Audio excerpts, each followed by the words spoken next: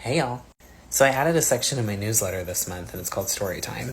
It's where I just add a portion into the newsletter about more about me and about my story. And after I finished writing it, I just thought that this might be a story that I need to share on here too. So let me read it to you. I've been free from my narcissistic relationship for 3 years now, and time has flown by. Every once in a while, I still deal with residual effects from being in an emotionally abusive relationship. And today was one of those days. I woke up this morning and went to the gym while my fiancé slept in on his much-deserved day off.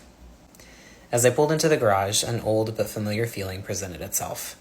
I wonder what version of him I'm pulling up to. Now let me clarify real quick.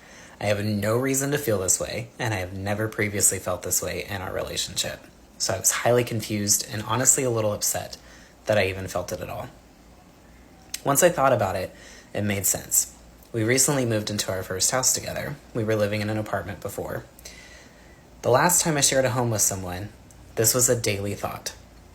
Whether it was hearing the garage door open when my ex pulled in,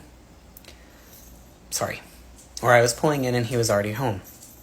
And my recent change in environment triggered an old mental habit. This habit used to prepare me for the worst, but remain hopeful for the best. As a survivor of abuse, this is sometimes our reality.